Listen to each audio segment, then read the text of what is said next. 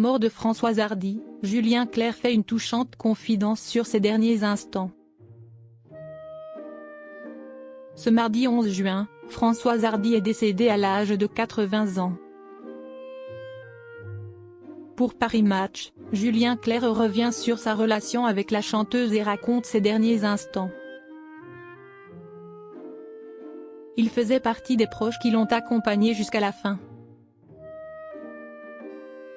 Françoise Hardy est décédée, ce mardi 11 juin, à l'âge de 80 ans après s'être battue pendant plusieurs années contre la maladie. À l'annonce de son décès, de nombreuses personnes lui ont rendu hommage. Mercredi 12 juin, Julien Clerc est revenu sur sa relation avec la célèbre chanteuse française pour Paris Match. Il explique notamment avoir continué à lui écrire jusqu'à la fin.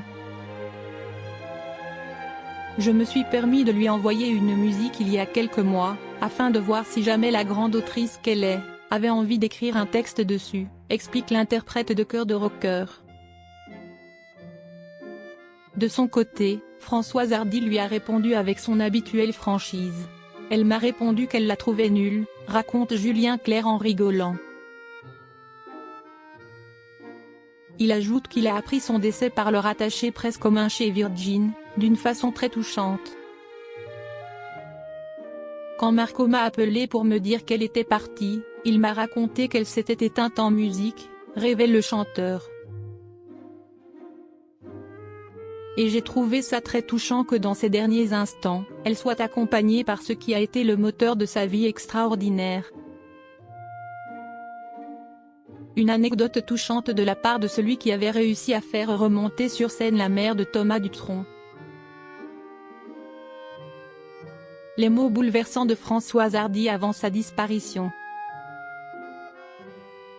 À la suite du décès de Françoise Hardy, son producteur Didier Varro s'était exprimé sur le plateau de C'est à vous, mercredi 12 juin.